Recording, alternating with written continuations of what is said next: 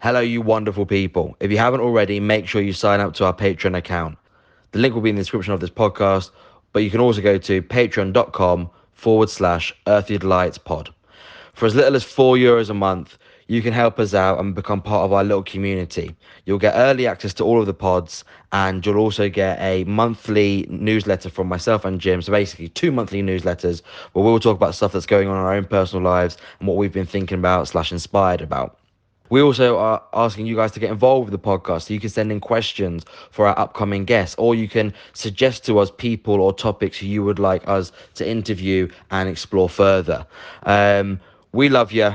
We hope that you love us, and hopefully, just by giving us as little as €4 a month, that's basically, it's not even a pint in London, that you can help us become an even better podcast. Thank you all.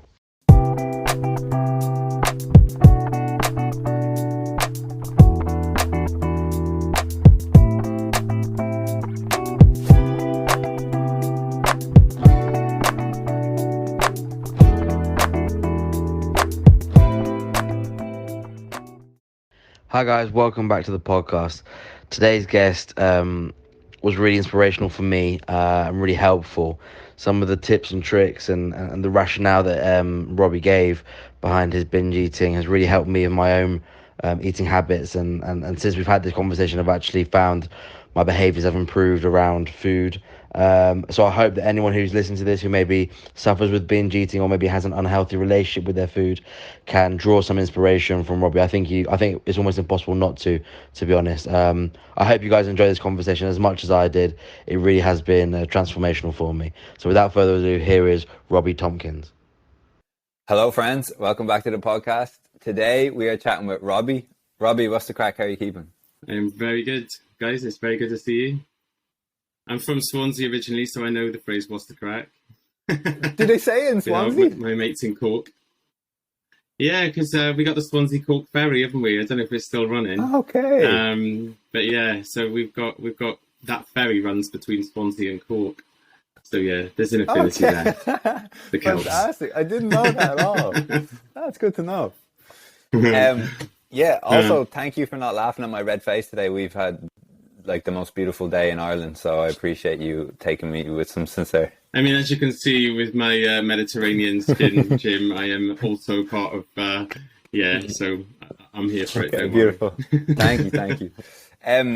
So yeah, before we get into the main chunk of what we'd like to talk about today, do you mind giving the listeners a bit of an idea of your background and... So a background in terms of what we're going to talk about, or just whatever you feel like is important for someone to know if they're learning a bit about you, where you're from, what you do now, like what was the struggle? Yeah. Okay. Cool. Yeah. So my name's Robbie. Originally from Swansea. I've got a checkered. My parents immigrated to South Africa when I was 6 months old, so I grew up in Botswana. Which I'll touch on a little bit. It's probably there's lots of memories from my early childhood which we'll probably talk about, and then moved back to the UK with a thick South African accent, and all of this will tie into what we're going to talk about. So I was quite different when I moved. I went to school in Swansea where everyone was white and Welsh and lived 20 minutes from where you lived, and I arrived with this thick South African accent, but claiming to be Welsh. And didn't fit in with the kids and stuff. But anyway, I've got loads of different jobs, and I'll touch on that bit in a bit. Loads of different careers. I've chopped and changed careers over the years, and I'm currently I'm 42. I just got married in March to my husband, Joel. Congratulations. Happiest day of my life. And currently I work as a nail artist. I'm signed with a big agency in London. And I work a lot with sort of TV and film and magazine shoots. I've just been doing a shoot today, which was brilliant. And I'm on the podcast to talk to you guys because a mutual friend asked me if I would have a chat with you guys about eating disorders, to put it bluntly, and my journey with that. Not only just as a person, I know I'm mindful of the fluidity of gender at the moment, or not at the moment, but just the changing perceptions of gender. I don't want to say I'm here as a man with an eating disorder to fly the flag for for guys everywhere, but it's definitely a factor for me that's affected my eating, being a man. And it's to share sort of my experience, strength and hope with you guys, and to sort of see what questions you've got, and to just have an open, frank, honest conversation around, what it's like having an eating disorder as a man, but also just having it anyway, and the little nuances that run through it all, that sort of stuff. Hopefully, it will help somebody. I think, because I've been in recovery now for sort of 8 years, and I've passed the shame of it all, and I'm now into the acceptance, and and I'm wearing it like a really beautiful, comfortable jacket. Whereas before it was like a straight jacket. Now it's like a jacket that I put on that makes me feel good, and I'm happy to show it off and talk about it with anybody that might find it useful. I love that word, useful. Yeah, that's great to hear. I mean, it's a great starting place. I guess the first question is, when did you yourself recognize that you may have an eating disorder? When did you think like, hey, what I'm doing isn't, my relationship with food isn't quote unquote normal, there might be a problem here? What did that look like for you? Yeah, so I'll give you some tiny little snippets, because where we haven't got hours and hours. So the little memories when you ask that question like really jump to mind is my mum. My mum struggled with her weight, and when we lived in Africa, my mum would have diet foods shipped over that cost a fortune. Shall I mention a brand of a particular food? I don't know. Ryvita was having a moment, right? Okay. Ryvita cracker breads, which my mum used to pay to have shipped over because it was a big thing in the sort of early 80s. It was a diet food. And I just remember being I must be 4 or 5, and they were in this particular cupboard, and it was weird, this compulsion to like, that's not for me, and it's a food stuff, therefore I want it. It's curious. I'm intrigued by it, which could be a normal behaviour for kids, but there was something quite burning around it. And basically got them, ate half of them, and then gave half of them away to somebody out of our back garden. And I remember my mum being furious about it. Like, it really etched into my mind. Like I'd eaten all of this expensive diet thing. So then I was always bullied again when we lived abroad. I was always in a bather, and I have early memories of being bullied for being fat. And the terrible thing is that I carried that, and I've got a really bad body dysmorphic condition where I am convinced I'm huge when I'm tiny. I will find, I'll grab a little bit of skin like this on my arm and go, haha, So I've got a very warped sense of what I look like, which is not true, because years and years and years later, my whole life convinced I was this really, really chubby kid. My mum pulls out all the photos from when I was a kid, and I was really small. And I've got a picture of me in a bather when I'm 4 or 5 with this bright blonde hair in Africa. And what I believe I looked like did not match with the photograph I was looking at. So from this early age, whether I was, I always believe, for me, I'm an addict, that it was always there. I don't believe that I inherited it. It wasn't born into me. It wasn't bored into me, or there wasn't a specific tragic circumstance or a moment in my life that triggered it. It just was. What happened was, when the symptoms came along, I was this sensitive little kid, and some kid would go, "Oi, fatty!" I'd burst into tears, and of course, kids love that, So I was just this little easy target, and then fast forward a couple of years in university, my mum would always, bless her with the best intentions, would go to a cheap supermarket chain of German origin and bring me. I lived in halls of residence, and literally 10 minutes from where my parents lived. I went to Swansea Uni, and she would bring me these big bags of really cheap food, sausage rolls, pork pies, really comforting stuff. And I lived in a big long hall with a load of I was a student nurse, believe it or not, with all these other nurses, and we all had a little fridge in our bedroom. And I was always, amused. I thought it was funny that I'd get my package on a Sunday, and on a Monday night, all the fresh stuff was left, apples, 1 bag of apples and some lettuce. Everything else had gone. And I'd go to my mates and they say, "Do you want this? Do you want to eat some of this?" And I'd be like, "Oh my God, how have you still got food left?" I was confused. I didn't, And then meeting my husband, the sort of catalyst of me getting, really addressing my eating disorder. I mean, this is really bite-sized form. There's a lot of stuff in between. I've really abused the gym. I did steroids in my 20s. I've yo-yoed and put on sort of 7, 8 stone was my kind of put it on, then lose it all, then put it on, then lose it all in 2 to 3 year cycles. Didn't think anything was wrong with that, because for me, it was just in the media, like when you get big, go on a diet, go to the gym, train.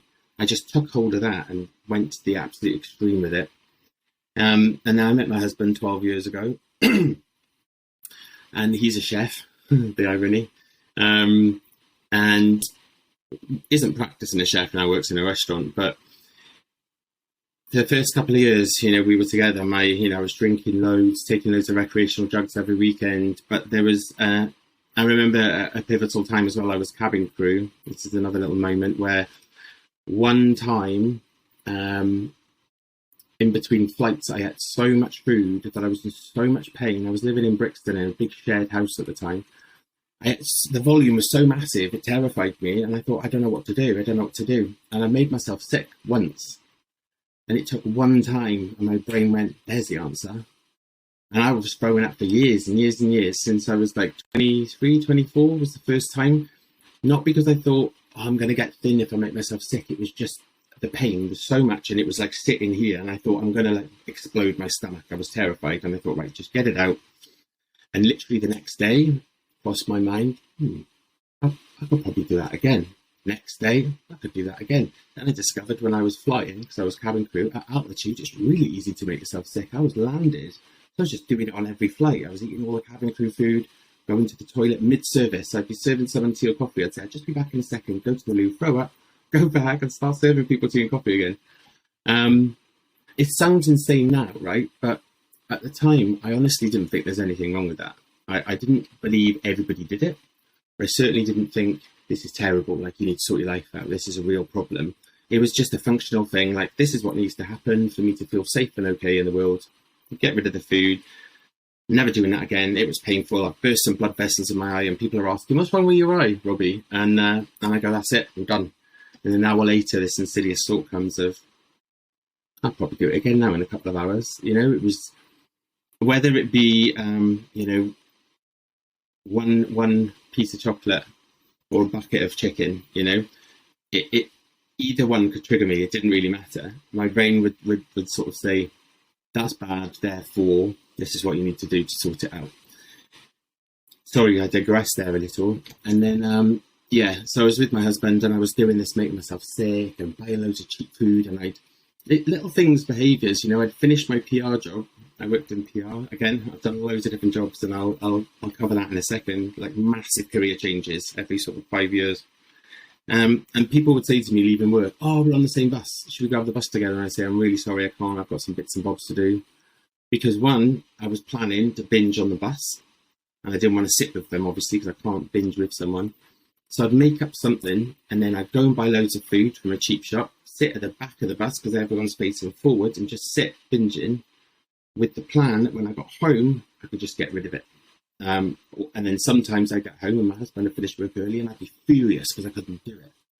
And this continued happening with him, and it eventually was starting to break my heart a little bit, because I was being so dishonest, and I do all of this horrible behaviour, and then he'd come home and make this beautiful dinner, and I'd have to sit there forcing this dinner down after my stomach was in cramps, and I was all teary in my eyes because I had cleaned up all the bathroom. I had to change my t-shirt because I got sick down me, and that's where it ended up, was this like little dirty, sorry to swear, this dirty little secret that I couldn't. The longer we were together, I couldn't keep it from him. So I one day just said, "Oh look, it's not a problem, but I occasionally make myself sick when I eat too much." And I've been blessed with him because he kind of went, all right. He wasn't like, oh, disgusting, or there's something wrong with you. Or he was like, oh, okay, maybe go and see a doctor about it. And I was like, okay, fine, yeah, I'll do it, But it's not really an issue.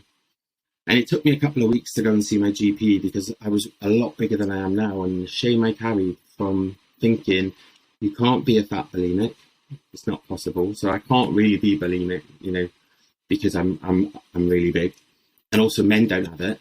So they're going to laugh at me in the GPs. They're going to laugh me out of the surgery. But I plucked up the courage to go, and I was blessed again with this beautiful GP, this lady who really took me seriously. She referred me to an eating disorders unit in a hospital. And from that, I found other means where I really addressed the problem. But in that eating disorders hospital, I was diagnosed with a compulsive eating disorder, which I didn't really think was a thing, but it's an actual disorder, and also bulimia. Which in a way, when I was told, I was like, it was horrifying, but quite a relief, because I was like, okay, it's an actual name for something that I'm doing that makes me feel so rotten, but I can't stop doing it. It's a thing, you know. And I was going to this eating disorders unit, and there were like anorexic girls next to me who were like 4 stone in the waiting room, and I felt such a fraud, like so much shame around going and sitting there. Didn't deserve the treatment, didn't deserve to be helped when there's people dying like this. But it's been a long sort of journey with it. But all the way along the way, my husband, that GP, when I started reaching out for help, I discovered there's so much help out there. And actually now, you know, I haven't been sick in 7 years.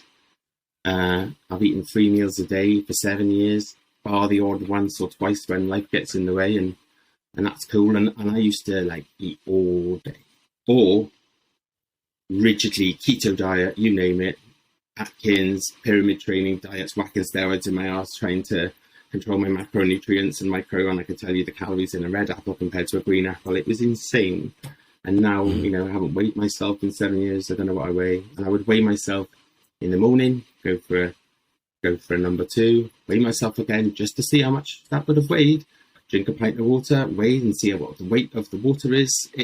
And then if the scale was the wrong number, my whole day was ruined. It would be like, what's the point of getting up and go to work?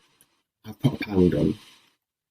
Or bets are off. And I go to work and people say, can you do this? And I'm like, nah, because I'm a pound heavier. Like, I may as well just die. You know, without something dramatic. It got like that, especially with that number on the scales. That was horrible. So, yeah, that's where I am today.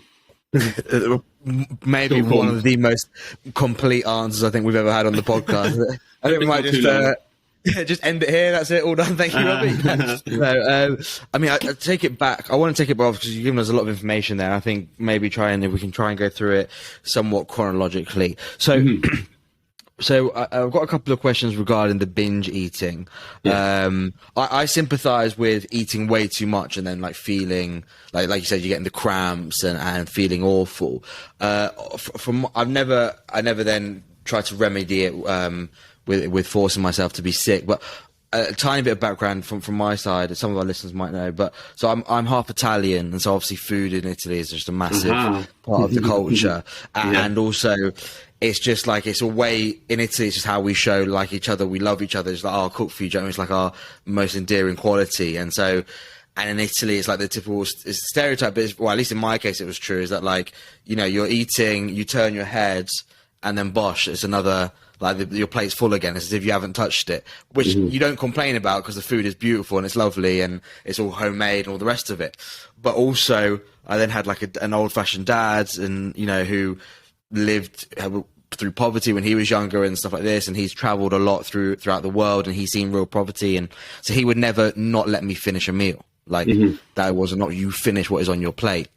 And so for me, I've kind of picked up things where I like to think of myself as quite a good cook, so that kind of doesn't help me because it's like, I can just rustle something up and it's normally at least I think it's quite delicious. Problem is I've really got problems with quantity control, so I can't like just cook 200 grams of pasta.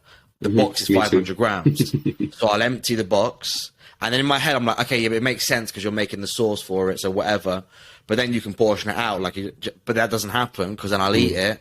And then I'm like, oh, well, like I've made myself a 250 gram bowl, which is way too much anyway, because in Italy, you'd make yourself at most 125 gram bowl for a growing boy, as my aunties would say. So I'm already doubling that. But then I'm like, well, there's only 250 left. I might as well just finish it. And then what I'll do is, because I've eaten 500 grams, I won't have dinner. And in my mind, and I know this is wrong, but still there is a part of me that still thinks I'm kind of right, even though I know that I'm wrong. But it's like the calories are going in anyway. So it doesn't matter if I eat them like all today, or like if I have a cheesecake, I'll smash it today. Because if it's, let's say, 4,000 calories, and I portion it out over 7 days, it's still 4,000 calories that are going into my body. So what difference does it make if I portion it out or if I smash it all on a Monday? It's still, at the end of the day, the calorie count is still the same, right? Which I know is ridiculous, but that my brain still has those like internal. No, it's not ridiculous in my life because I relate so much. Yeah. And it's a hard one because it's like, I know what I find really hard about the binge eating is it's like I'm doing it to myself. So I am literally, whether I'm ordering a takeaway or I'm making the food myself, I am the one who's chosen that quantity for a start. I am then the one who puts that quantity on the dish, and I am then the one who then like stuffs it in my mouth, no matter how full I am or I'm not. Like I'm the one who will keep on eating and eating, even though I know that like I'm no longer hungry. I'm still eating. And then that's where like it gets to me, because it's like you don't have any self-control. Like there's like 3 processes in that like kind of process. There's 3 steps where it's like you could have first of all not ordered that much or not cooked that much. You then could have, well, now that you've cooked that much, it doesn't mean you have to eat it all there and then. You could also just put, like the people who put stuff into Tupperware bowls, blows my mind out of like respect, because I don't know how they do it. But it's like I could have done that, and then so I failed now 2 steps. And then at the 3rd step, I'm then the one who's also failed because I like smashed it into my face. And that's where I have like a real problem. And I wonder if it was similar for you, like with the binge eating, where you like, I know I'm going to like be in pain physically. I know this isn't right. Like I know my calorie intake now is fucked for the whole day because I've just smashed everything. But like that sense of like guilt and like, I can't stop myself. Like I'm the one who is putting it into my mouth. Yeah. No, I totally relate. And I'm exactly the same. Like now, I with rice and pasta, unless I'm in a restaurant where I'm always horrified how small the portion is, and then I'm always surprised when I finish it and I'm normally full and satisfied and think, I was terrified when it landed and I thought that's never going to be enough. That is still a fear occasionally that I get, and then I eat it and I'm connected to people and And then I'm surprised, like, an hour's passed, I'm not starving and dying that I thought I would be. So now, I weigh a quantity of them at home, pasta, rice, because for me, it will just never be enough. I've come to accept that my thinking around food, and I'm blessed again, my husband's a normie, right? He can have 1 line of Coke, 1 drink, 1 whatever, right? 1 Malteser, whatever. Not saying he does all those things, but he could have 1 of anything. So I get to witness and see what a normal, inverted commas, eater does. So he can have, we've got a cupboard full of it, and I'm completely neutral now. It's beautiful, but there's Percy Pigs in the fridge, open with some left in there. I don't get it. There's half a pack of Choco Leibniz chocolates in the cupboard. I don't get that. These resealable bags. I used to take the piss and be like, what's the point? Like resealable Roundtree's share bag, share. But with me, I was always so full of resolutions, like I'm not doing it again. And I'd look, literally, like you said, I'd look at a massive, and I'd do exactly the same, Seb, it would be, well, I may as well cook it all, right? Because then I can portion it and I'll have half tomorrow. And I always did this with huge pizzas, right? Cut it in half. That's half for my husband when he gets home from his late shift at midnight, because he'll have something to eat.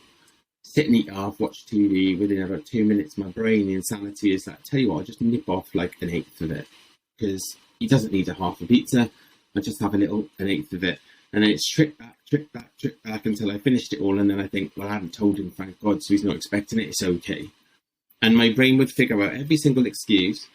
And I've come to realize, it is just in me. And there's no point in beating myself up going, you're useless arsehole, Robbie, you've done it again, because it is just in me. It's inbuilt that there is an itch that I cannot scratch, and I'm convinced that I can scratch it with food.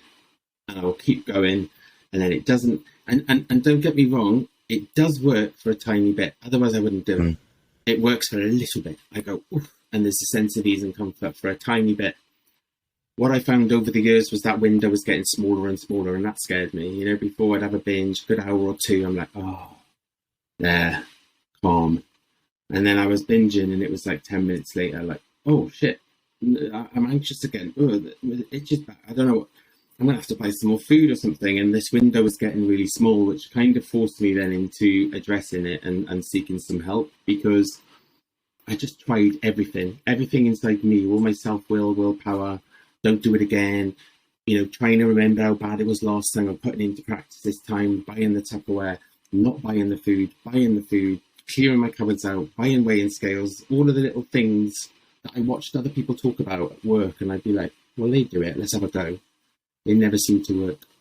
And I think trying to figure out the reason for it, I spent years trying to figure out why I was doing it. And to be fair, I've never really found the answer. It just is for me.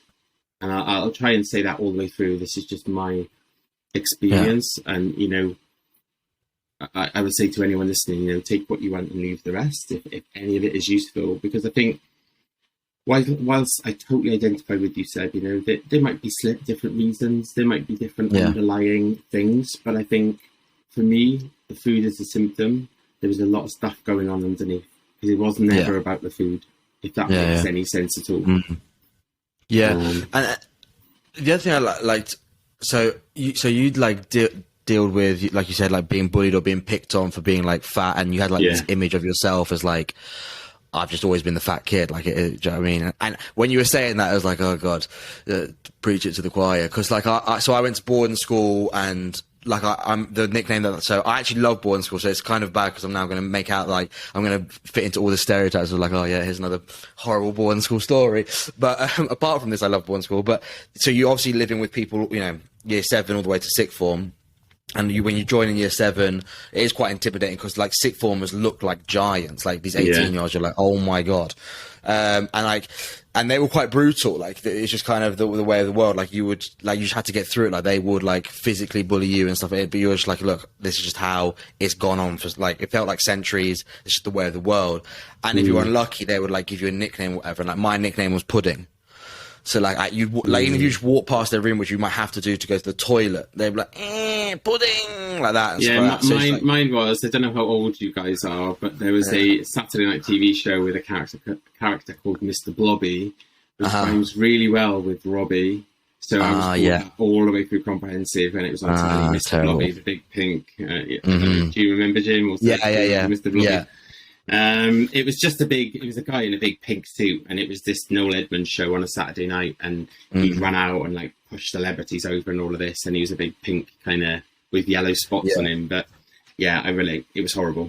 I like, my question is like, I wonder, so when with me anyway, it's like, so I've been called that from a very young age, from 10, 11, whatever. Always recognise myself as like the fatter one in the classroom or whatever. I was never like huge, but I was always like, oh yeah, I'm definitely chubby. Like, there's no getting around that.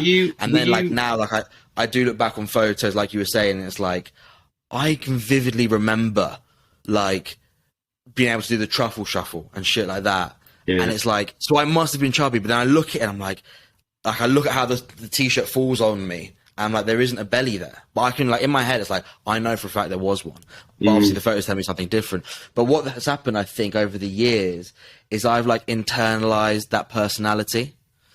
So, like, now, like, my mates know, like, no one bullies me now for being fat or anything, but they're like, oh yeah, Seb can pack it away. Do you know what I mean? And I almost, like, have kind of got this weird thing. I'm always, like, proud of it. Like, I'm the one, like, you might have the one in the friendship who's like a boozer and he can, like, down 10 pints like no man's business, and he can sit there, like, and he's totally fine. I'm not the one who can, like, oh yeah, there is no, like, you could order me whatever you want and I will pack it away. Like, and I wonder if that ever happened to you, if you ever kind of felt like you internalized some sort of like personality and then kind of almost acted up to it, or do you know what I mean? Yeah, totally. So I was always trying to be the funny one, to mask, because I was overweight, a lot more overweight than I am now, and like I yo-yoed and everything else, and would change my clothes every 3 years. It was expensive and just depressing, really. I'd go from like super tight black t-shirts when I was at my best, and then literally and white, and I'd wear colours. And then when I put all the weight back on, I'd go into like big baggy black clothes. I wouldn't wear anything of colour, nothing fitted. Like you were saying, I always used to have to make sure my shirt like fell from here, and it would have, I'd be sweating because I'd buy thick cotton t-shirts because they wouldn't cling to my, what I deem my body to look like and stuff. But then I would act up, and also, being gay and going out with my mates, and always feeling like an attractive fat one and the funny one and the last one to pull if we were on a night out.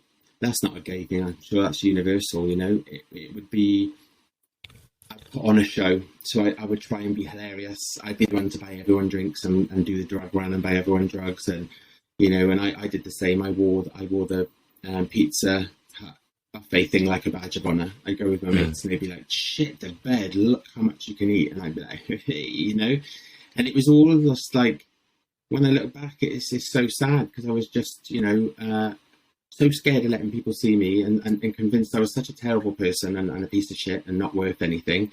There was this big facade and this face, and it's putting down the food and drugs and alcohol. I've discovered I'm quite introverted. I can be quite shy. It takes me a while to become friends with someone, whereas when I'm in the food and stuff, I'd be best mates with you in 2 seconds. I'd lend you all my last money. I'd be life and soul of the party, and inside I'm quietly dying. I'd be in parties being ha ha ha ha ha, and then go for a wee in the toilet and feel so lonely and just feel so not part of the party at all. And then open the door again and like, ta-da, and act like a dickhead, get on the floor, take my pants off, do all of that kind of stuff. So definitely I wasn't myself when I was doing it. But I thought I fitted this mold, and the mold was either learned or, like you said, people would make little comments, and it's tiny comments that have shaped my whole life. Like tiny comments, like I pulled a guy when I was 17 and I went, "Do you think I'm fat?" And he went, "Nah, I really like bigger men." And it just burned into my brain from when I was 17, and I never forgot it. And I was like, that's it. I'm the bigger man. I'm the fatter, bigger guy that is like almost a fetish for someone. That's how I, that's how I viewed myself, and not in a good way. It was like, I'm the last option, basically. That's what I used to feel about myself. And it's only so long, I think, before I just start acting like it. Self-fulfilling prophecy. If I think I believe it, then there wasn't really, I started to just believe that I was, if that makes sense. Thanks for sharing all this, Robbie. I really do think it's going to resonate with a lot of people. I'd love to shift the conversation a bit towards recovery. In the sense of I had imagined there are people listening who either are in a similar struggle or maybe know people who have a similar struggle. And I'd love to know, like, the one thing that came to mind, but I'm sure lots of things will come up. What is the process for you when you're in the house and you are thinking, geez, I'd love to binge now? Or like, because you mentioned the importance of addressing the root causes, right? Like, it's not really about the food, it's about deep down. There's issues deep down. Can you talk to me about like addressing those in that whole process of you wanting to binge, but knowing it's not about the food? Yeah. So yeah, there's, I'm happy to say, like, it's quite rare where I think I want to binge. I'm sober from alcohol for 5.5 years. I very rarely think about drinking, and the same with drugs as well. And it is very, very, very rare where I think food's going to fix my stuff. And there's loads of different ways I think that people can get help. Whether it be something like, Overeaters Anonymous, a 12-step program, whether it be rehab, whether it be a therapist, CBT, group therapy. I went to an eating disorders hospital and a clinic and had one-on-one therapy there. There's so many different routes to it, but I think all of them sort of complement each other. I meditate every morning now, and I use like cracking little apps like Headspace and Calm, because I'm not disciplined. I can't sit with my thoughts for 10 minutes just silently, so I need a bit of guidance and stuff. But over, the recovery route that worked for me and that I chose, I've learned that I use certain tools, and usually now when something seems, if something external, if I start to eye up something external that I think is going to fix my internal, I divert my attention straight away to the internal and go, what the fuck is up today? Like, am I upset about something? Has somebody pissed me off? Am I scared? Usually, to be fair, it's all fear. Underneath everything, if someone's angered me or I'm worried, I'm a freelancer, so if I start getting worried about money and how am I going to pay the mortgage, and underneath all of it is usually fear. So I try and address the cause. But again, for me, it sounds really simple. and I've got, I've got loads of different tools in my recovery journey. But when, like I said, when I start to kind of go, those trainers will fix my mood, that food will fix my mood. I don't know, getting a pay rise will sort it. That person being nice to me, getting a text from a mate out of the blue. If I'm gagging for those things to kind of, because I feel shaky, I have a little pause now and go, all right, cool. Something else is going on. What inside? And it's been a long journey, that I don't think this sort of thing, like you shared really beautifully, Seb, this sort of thing doesn't vanish overnight. I think the best way through it all is being open and talking to people, asking people for help with whichever route you choose. It doesn't really matter. I've come to realise there is no right or wrong in this, an eating disorder. If I go and binge again, I'll learn something. It's not going to topple me over and I'll die. That's the way I choose to look at it. Because anything else, if I put myself in that straitjacket again, like if I eat one more piece of chocolate, I'm fucked, and my whole world's going to fall apart. Like I can't live that way. I can't. And I did for a while. I did try to live that way, and it's that house of cards is so delicate with me. I stack everything up, and it's literally like takes one little thing to topple it. Whereas now I just try and, like I said, that easy jacket. So yeah, usually I ring someone. I've got a beautiful support network of friends around me, also in recovery, and I try and call someone and be like, I'm feeling squiffy. I don't know what to do. I talk to my husband about it. I'm really honest with him now. There's certain people I choose not to, like my parents, because I don't think that's what they're for, to bring my mum and dad and go, I did it for years. Help, give me some money, sort my debt out, whereas I haven't asked them for money in years either. I'm sort of self-sufficient now, but it's finding something that works for you, I think. And it's a real brave thing. Like, I think I was going to say, Seb, I think you're really, really brave, because to just talk about it and give it airspace is such a massive thing. I know how hard that is from experience to say, when I don't want to eat a load of food, I do, and I can't explain why I can't stop. For me, it was so shameful, like, because my dad is a normie, and he'd be like, what's wrong with you? Just stop eating. Like, have one. And his famous story, or, bless him, if he's watching, Dad, you won't care if I say this, but he'd always say, thing you need to realise, he said, see there, I got a box of chocolate Brazils. Now I can have two and put them back in the drawer. Why can't you do that? What's wrong with you? I get that over and over, the chocolate Brazils, like, oh my fucking God. And I used to try and say, I don't know, because occasionally I'd eat all his chocolate Brazils and he'd be livid. Like, I can't believe you've eaten them all, your mother bought them for me for the week, and but like you explained really beautifully, I really didn't want to. I knew I'd get into trouble. I knew I'd feel shit. And something clicks. An override goes, it's worth it. All of that shit, in this moment, I'm just going to do it anyway. And I'll suffer the consequences after. I've got a couple of questions, because, I think, like, you'll be able to answer this, but I think one of the most, like, insidious things about being in recovery, or at least in my mind, because I haven't been in recovery, so I can't say from personal experience, but regarding like having like problems with food, is that, say, like with gambling, with alcohol, drug use and stuff. I'm not saying this is easy, don't get me wrong, but you can cut it out from your life completely. So you can at one point just say, that is it, I'm never going to touch a drop of alcohol again. Now, don't get me wrong, obviously it's super hard to do that if you're suffering with a problem, but like you'll live, like biologically speaking, you will live again if you have. But the problem with food is, like you were saying, you have to have your 3 meals a day. At some point during the day or during the week or whatever, you will have to put food into your mouth. Yeah, of course. Every day. Yeah, here you go. Exactly.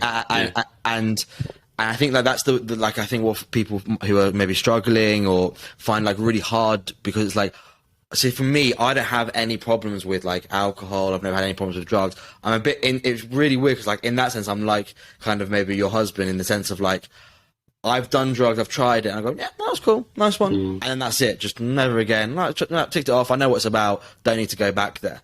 But because like I don't need drugs on a daily to like fix my like to live, for me, so that's a very easy, logical thing. Like, just to, yep, done it, cool, nice one.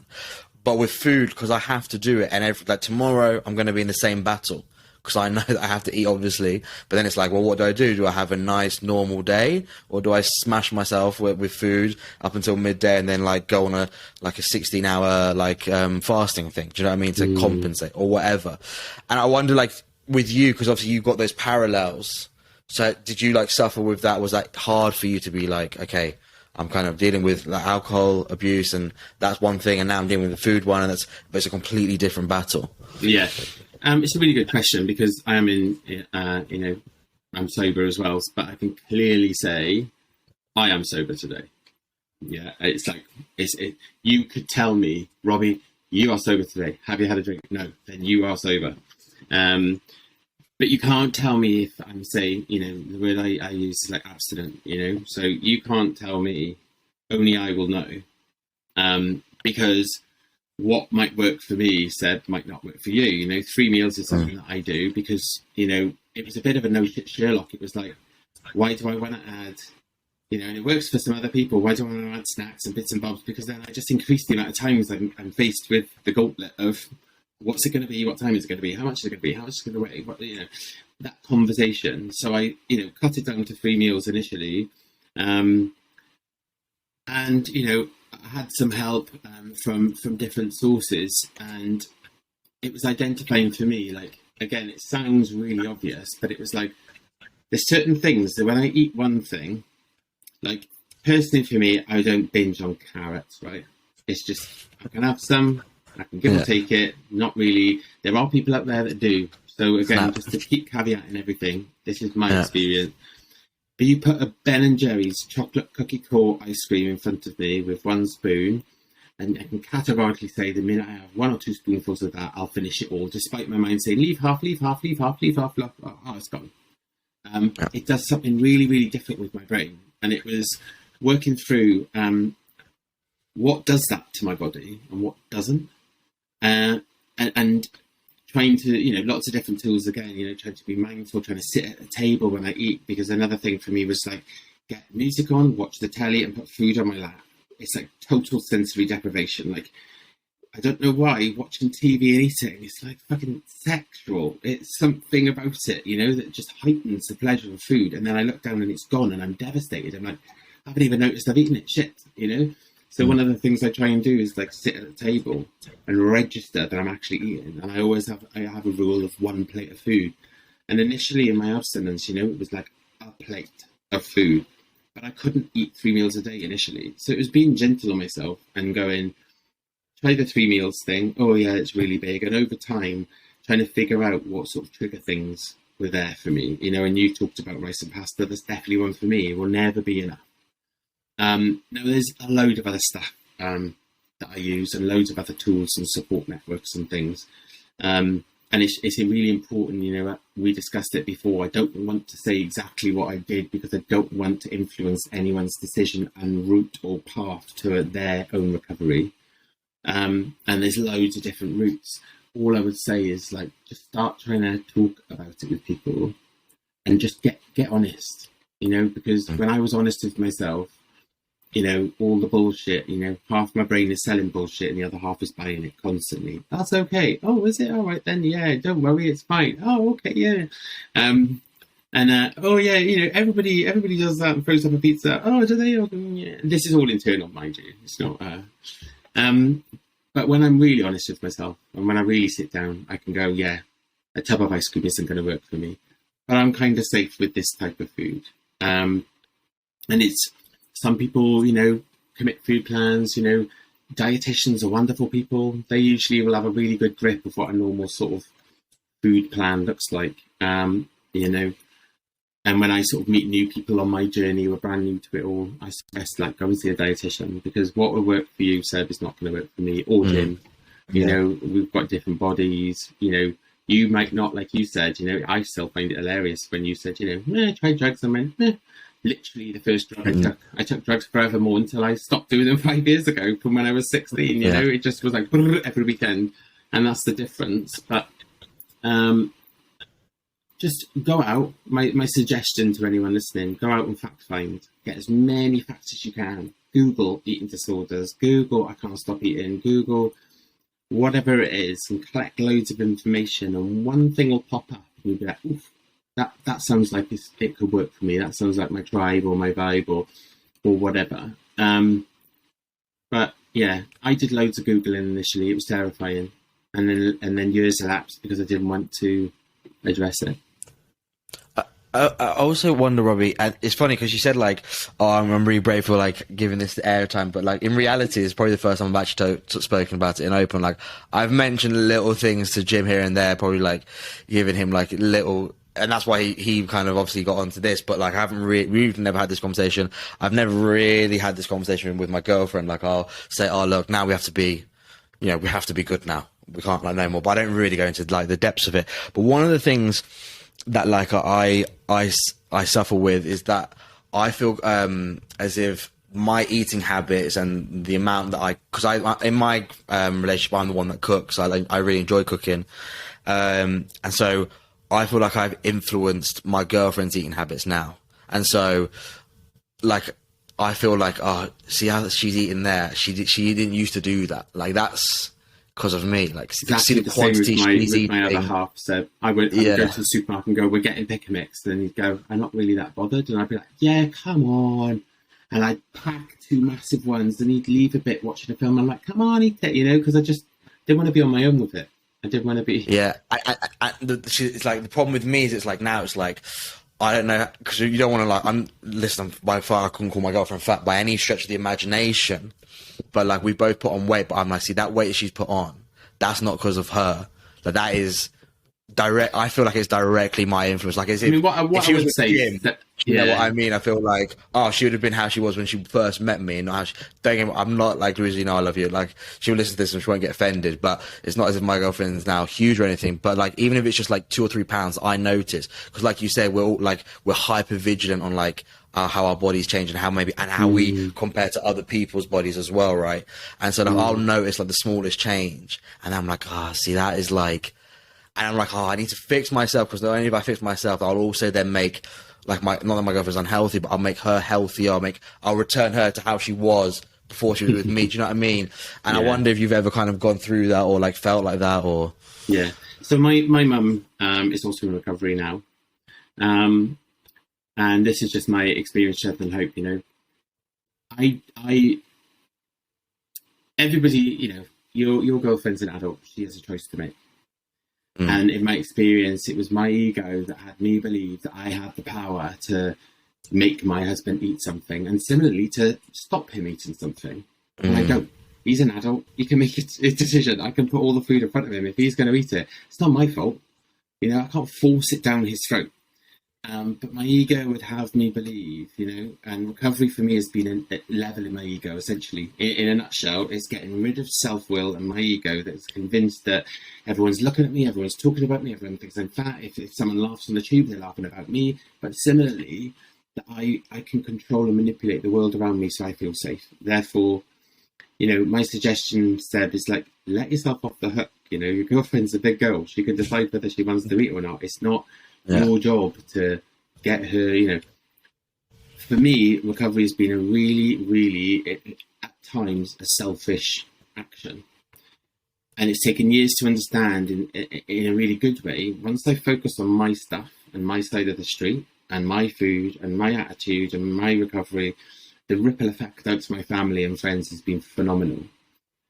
But it took a lot of practice because I was such a people pleaser. I wanted to do everything for everybody. I'll do anything for anyone. I'll give you the shit off my back and just please love me and like me. I can't bear the thought of you not. You don't even have to like love me and hug me. Just give me a nod of approval, That's how I lived my life constantly. Now it's like, right, let's sort Robbie out on the insides. And I tried to get my mum into recovery so hard, right? Mum, it's amazing. You should come and do this with me. Come and do that with me. It backfired so monumentally because my mum wasn't ready, and I don't have that power to get my mum well. She had to go off on her own little journey, and early on I was going to like different things and going to meet people and look after myself. For me in early recovery, which meant not having dinner with my boyfriend, my husband, my boyfriend at the time, putting that first, which felt terrible at the time. But every time I would come back from doing a bit of self-care, my husband would say, God, you're so much easier to be around. You're so much lighter. You're so much happier. You seem so much different. And the more I focused on that journey, I've realised that I can't get anyone well. I can't make anyone sick. I can't make anyone sober. I don't have that power. I can just focus on myself. And then people started to notice the change in me. But let yourself off the hook, Seb. It actually has nothing to do with you, which I know sounds maybe totally counterintuitive to the way that you feel. Yeah. And also maybe it's, I don't know. I don't want to give suggestions or any advice to you. In my experience, when I was trying to control others, it's because I'm dodging my own stuff. I'm dodging what the actual problem is, which is me, because it's easier to say it's my dad because he's an arsehole, my mum because she fed me too much when I was a kid, my husband hasn't treated me right, my friends didn't text me yesterday. That's what the issue is here, because that's quick divert, like, oof, I don't want to look at my shit, it's you, of course it's you. And it's painful. It's a painful journey to look at yourself and try and level your ego, I think. For sure. But for me, that was the only way through it all. And one of the questions I want to ask is, so you said that at the very start that you're in recovery now. Have there ever been moments where, I'm not sure if relapse is the right word, but whether you have relapse or whether you've noticed like, I'm heading back down this path that I've trodden a million times, and whether you have like the tools to like kind of pull yourself back out before you really go into the black hole, or for me, the real clear indicator for me is when I start, like I said earlier, when I start thinking externals. I think if I get this other job, my life will be all right. When I start like bargaining with stuff all the time, I'm in Tesco's, like, if this queue ain't so long, like, look at that woman there, and I just start getting nitpickety about things. Suddenly my life feels a bit not good enough, basically. That for me is a clear indicator that I need to dig down, get my head down again and start focusing on my side of the street and start looking after myself and start ringing people and asking for help, sharing about being honest and telling people if I've been an arsehole in the car and beeping at old women going, come on, you stupid bitch, get out of the way. It's like, that happens usually way before the food starts getting messy. And it happens times over the years. I try and look at my food plan I'm eating as a daily thing. Because if I think I've got to eat this way for the rest of my life, it's horrifying. It's too big. It's too massive. So I take it one day at a time. I look at my food for the day. Like now I don't commit a food plan. I don't have, there's very clear guidelines around it. But it fluctuates and it moves and it's fluid and it doesn't really... If I start strapping myself in, and don't get me wrong, there's like anorexics, for example, we need a really strict, structured food plan because they'll die. I'm not going to die if, I have one little bit of food or I cut something out. For me, it's the mental. What's it going to do to my mood? And is it going to trick me into thinking I'm a piece of shit again? Or is it actually going to make me feel good and lighter and that I've moved that way in the world, sort of thing? So my food, again, I wouldn't say I haven't relapsed. It's not really a word I like to use.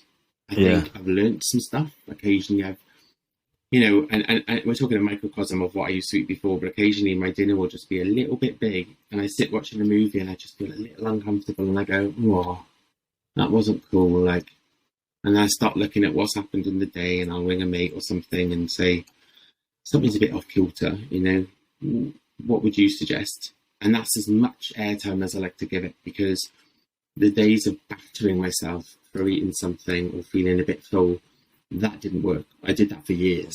You're useless, you're a piece of shit, don't do this again. It didn't work. So now I'm trying to find it's not an easier, softer way, but it's just a way that works for me. Yeah.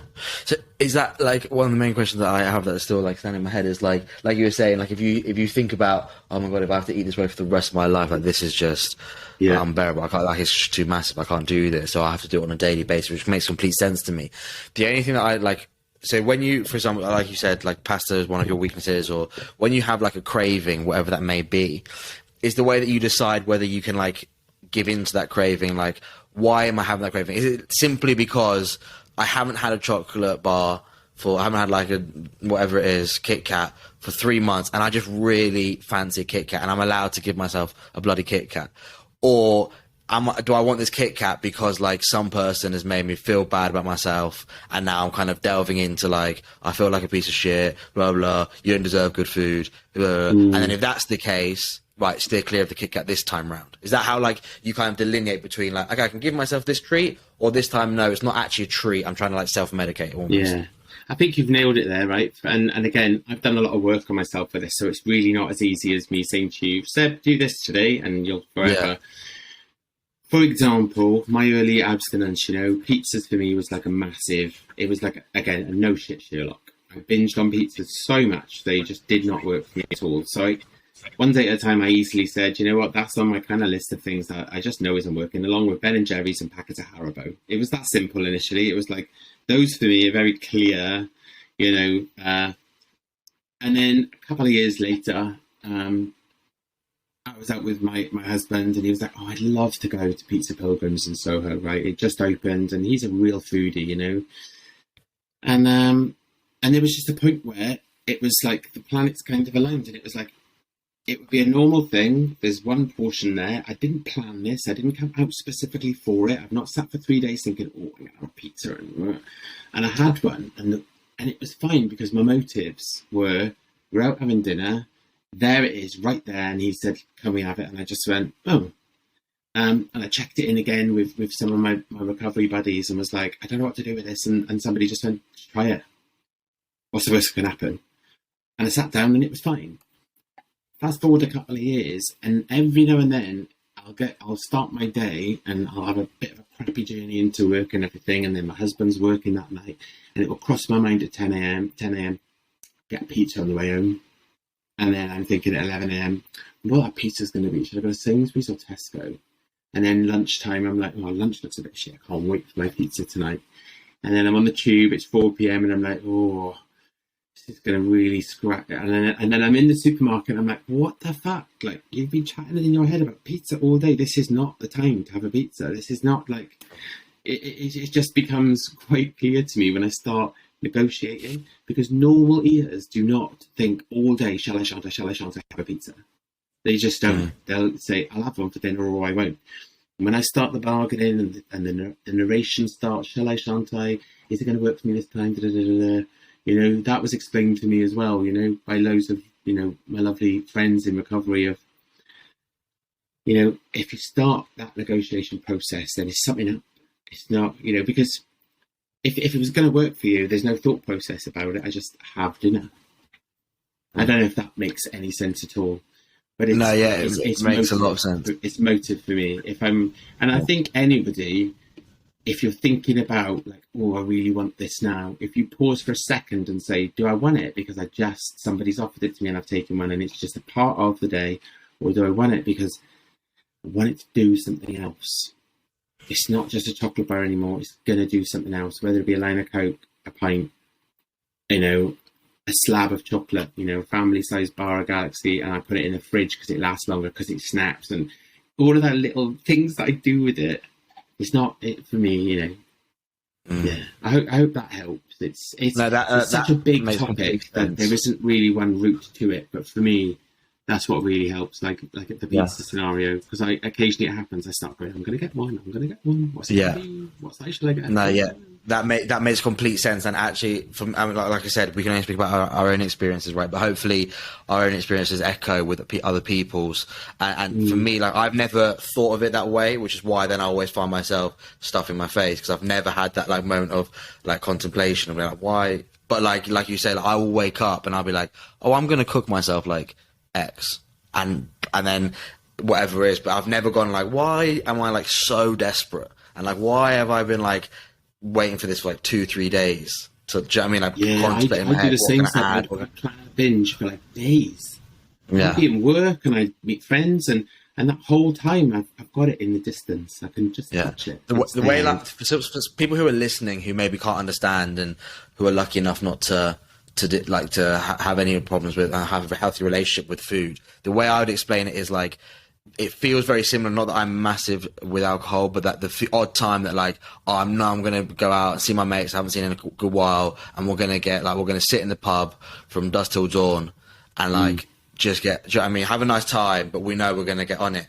It's that kind of similar thing of like, I'm going to get on it, but just in terms of food. I'm excited. I will just it's anticipation and excitement. Yeah. It's that same kind of vibe. And I could talk. Sorry, go on, Robbie, I please. was going to say, like, I do have experience with drugs and alcohol, and I can categorically say it is exactly the same thought process. There is no difference between me looking forward to getting off my tits on a Friday night or having a bucket of chicken on the way home in the back of a bus.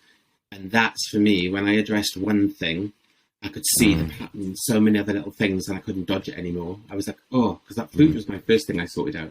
And then drugs fell away on its own because it was just getting so tragic, my come downs. And alcohol really went for it, really insidiously, because I would, it's legal to go out and get pissed and sit with your mates in a pub. But it was exactly, and it was an epiphany, but horrible to realise the thought process of that bar of chocolate and that pint was like identical. There was nothing, it was as urgent and as exciting and all the anticipation and stuff. The difference being was one is out with your mates, making the tea yourself. The other is at home on my own, really lonely, eating a big bar of chocolate, hating myself, was my experience, So, Yeah. not anymore. I mean, selfishly, I could talk to you for hours and hours on end, but you've like done so well to clarify so many things in my own mind of like, oh shit, like I never really kind of thought of it that way. But yeah, that makes complete sense and completely mirrors my own experience. I just want to bring Jim in because like I am worried that I have hogged you completely. So I've binged on you, Robbie. So I wonder if I'm sure Jim's got a few questions there that I haven't asked myself. Well, no, there was one thing that I wanted to kind of double down on that you already mentioned, Robbie, that I think is really significant. Is you mentioned how if there's a difficult time and you feel like, oh, maybe I might do it or I'm thinking about it, I'll call a friend, right? And I think there's maybe people listening to say, I'm calling a friend, like they're probably not going to be able to help me because I'm in this room. And I just wanted to say that I know there's like different ways of looking at addiction. And as you mentioned, if it works for somebody, it works for someone. But I know Johan Yari had a book recently and he talks about how connection is the opposite of addiction. And I had an experience a few weeks ago where I said, like, right, I'm actually going to eat loads of chocolate tonight. Like, I'm going to eat loads of chocolate. And I had a call with my friend. And it was a longer call than expected. And I got a little deeper than expected.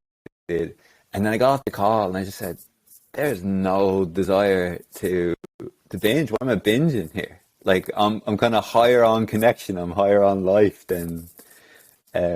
And I just kind of wanted to share that because I think I probably wouldn't have given it the weight you're giving it until I had the experience of that connection. Mm-hmm. Mm-hmm. Yeah, it's beautiful. And I think, I totally relate. My thinking is really twisted. So when I feel really fat, my solution is to eat loads of really fattening food. When I feel really lonely, my solution is to isolate myself from everyone. Like my thinking's backward. And similarly, like kind of what you were saying, like when I feel lonely, the last thing my sort of addict brain wants to do is ring someone and say, I feel really lonely. Are you up for a chat? It convinces me that nobody wants to hear from me anyway. And the best thing to do, shut the door, turn your phone off, don't answer the phone to anyone, and just shut yourself off from the world is my best thinking. But I've been really surprised, because I've got new friends in recovery that aren't in recovery. They're like normies, I've made some really cool best mates.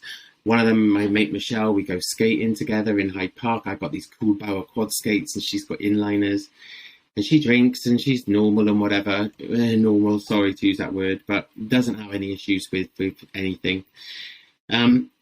But from that beginning of that friendship, I've been really open about my background and everything. So we talk about it really openly, and she might not have the answers or whatever, but it's beautiful. I've realised the more people I'm open with, which is why I agreed to do this with you, the more people I'm open with, I've never had a friend say, well, I don't want to talk about that. No, Robbie, when I've sincerely rang a friend and said, I'm really fucking struggling, like I've rung friends before and I've said, I don't really want to call you, which is why I'm calling you. I really don't want to speak to you tonight, but I'm calling you. And they're like, babe, what's that? Like, you don't have to speak to me for that long. Don't worry about it. Like, it's nice to hear your voice. And that's been it. And I've said, thanks for answering. Boop. And I haven't binged or purged or, like you said, that beautiful little, and I'm always really astounded by the friends I've got now. The more, every time I take that leap of faith and go, I'm going to talk about it, or I'm going to ring someone when I don't want to, or I'm going to go to that party I'm invited to that I'm terrified to go to because I think no one's going to be nice to me and they're all going to think I'm an arsehole. But I'm just going to show up and take that little leap of faith and ring a mate and ask if they'll hold my hand walking in there.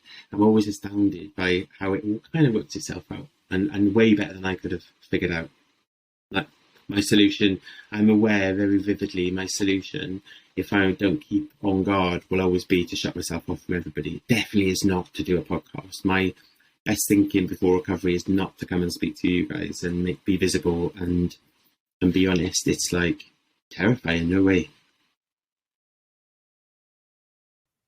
Thanks for sharing that, Robbie. I really appreciate it. If Seb doesn't have anything else, I just wanted to ask you if there's something that you think maybe you were coming in tonight and you thought, I'd like to share this, but we haven't really kind of come across it because of the questions or just how it went. Is there anything that you say, oh, I'd just like to add this before we finish?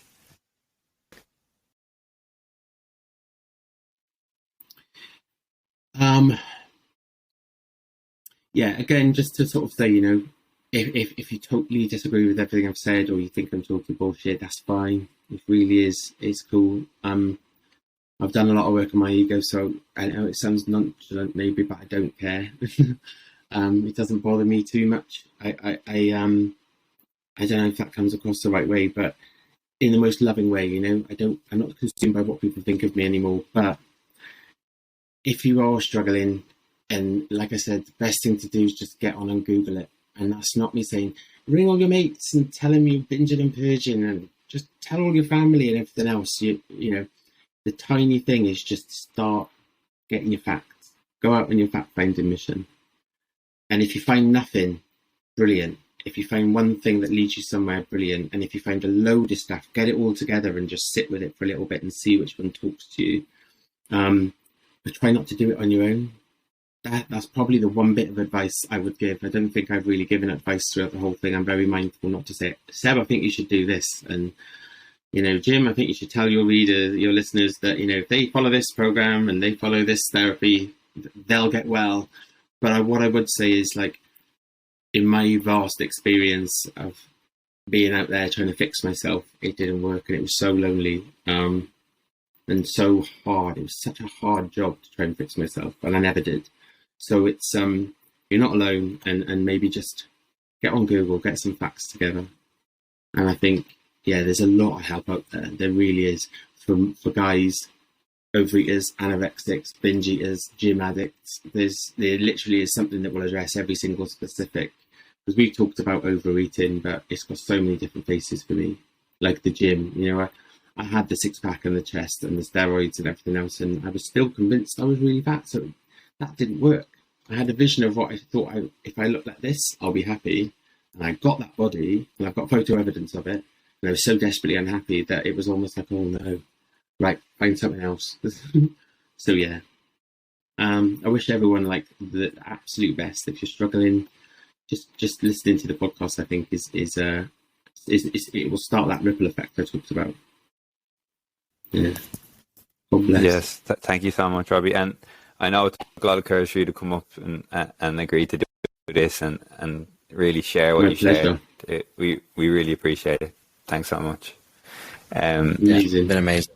Yeah, we usually end by asking people how do they take care of their mental health, but you have given us a lot. If you'd like to add anything else, for sure. No, not really. I think I've got loads in there. Like I said, meditation for me, the little calm apps and stuff is a game changer. I find that really helps. But I think I've covered everything. Really. You more than covered it. Don't worry about that. So, I'm sorry if I really banged on and talked too much. No. It'd been the absolute opposite. Trust me, it's an absolute godsend for Jim and I when we get a guest on. We're very lucky with our guests in general. They're absolutely great. But when we get a guest on who is clearly is done their own homework on themselves or on the subject matter and can talk freely and openly, and Jim and I only have to come in every now and again. That is what we dream of. So you've been a dream of a guest, and it's been absolutely fantastic. That was my ego creeping in. Was I good enough? But yeah, it's still there, little arsehole.